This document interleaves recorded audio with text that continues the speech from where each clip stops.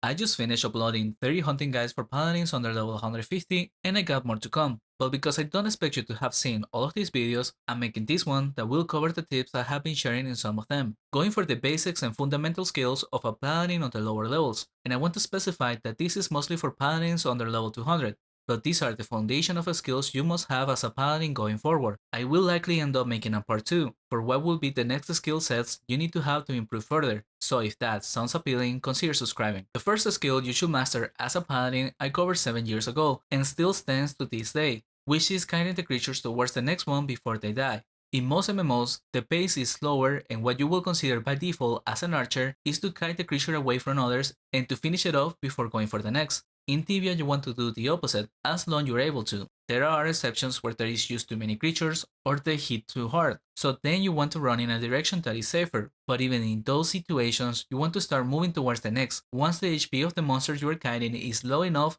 that it will die before you get to the next one. This decreases the downtime where you are not attacking a creature, and results in a higher experience because your uptime of killing is higher. This is not unique to single targeting. In fact, this can and should be applied whenever it is possible. It's all about getting familiar with the spawn and creatures, and then you start to identify when you can do it. And this alone can boost your experience for 10 to 20%. I wanted to get an idea of how much difference it makes, and I tried it here on Worms with a level 90. First I did a hunt, always moving towards the next creature, and keeping my downtime of not attacking to a minimum. Then another hunt, same character, same spawn, and for the same lap, but this time I was running backwards, hiding the creatures in the area I had cleared and then moving after they die.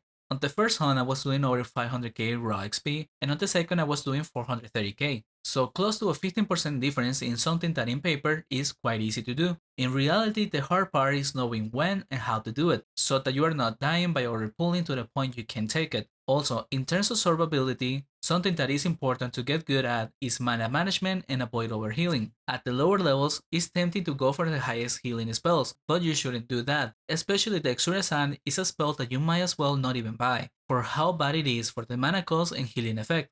Ideally, you want to be either using Exura or Exura Grand, depending on the spawn, with a very occasional Exura Grand on dangerous moments, but most of the times even Exura Grand is going to cost you a lot of mana, and it will reflect on your mana consumption. This is something that was pointed to me by more experienced paladins, where I was using mostly Exura Grands to heal in situations where I could get by with Exuras, like in this hunt of the Lost Dwarves. I wanted to try it out again from one of my early videos, and with my new server character I was wasting and not doing great, but with a good skills character I did make some profit while being fine on Exuras for the most part.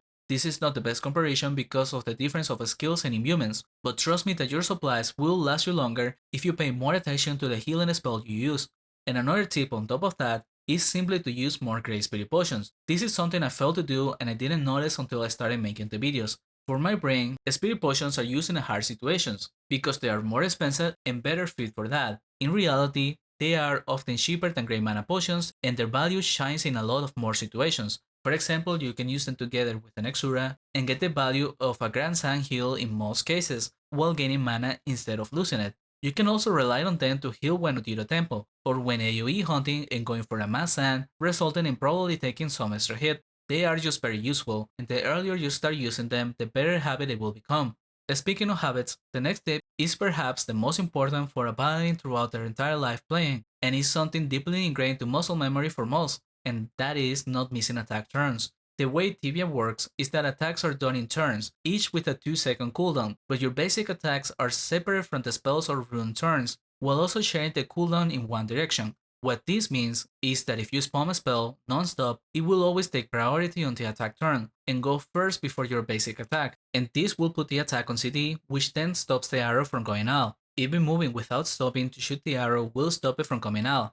However, this is not the case the other way around. If you shoot your arrow first, the spell and rune cooldown won't trigger and you can use them together. This is basic and as simple as you can imagine in paper, but in action, it means keeping track of your attack going off and using another attack right after, always aiming to avoid shooting your spell off first, because failing to do this will start the 2-second cooldown for the next attack. If you pay attention to any of my videos, you will find situations where I miss my attack turn. For example, it can still happen when I go for Exoricon a fraction of a second too early, even though I am aware of this and try to avoid it as much as I can. And this only gets harder later on during team hunts because there is a lot more animations going off and other things to keep track of. that you start not paying as much attention to your arrows as you should. This is a big weakness players have, and it's the difference between a paladin that does the most damage into their team to one that is always behind the mages. So start paying attention to this and improve on it. Some things that you can do to help with it are to play with sounds, but mute everything except the weapon sound. Then you can use the spells and runes after the sound plays, but be aware that this will also slow you down over time, because your time to react to the sound is not quite instant, and the goal is to be as close as possible without cancelling your arrow. You can also pay more attention to the animation of it going off your character, or looking at your quiver and seeing the number go down.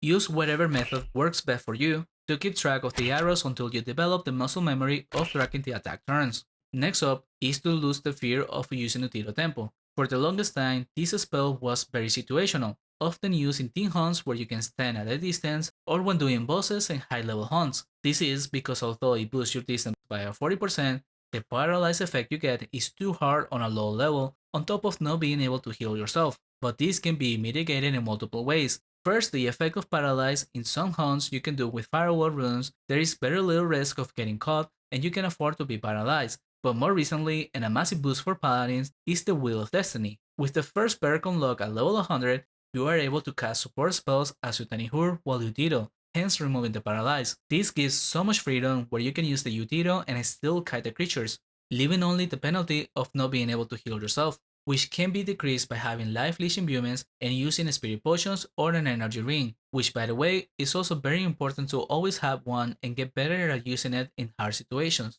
With that said, even though you might not be able to use Tiro all the time, there is definitely room to use it more and you should pay attention to that. Because as I said earlier, it is something that you end up using a lot more in the high level play, and this can increase the experience for around 10%, like it did for me in this exotic cave hunt, where the hunt was easy enough to use Utiro at level 100 because of my tier 3 life leech imbuements.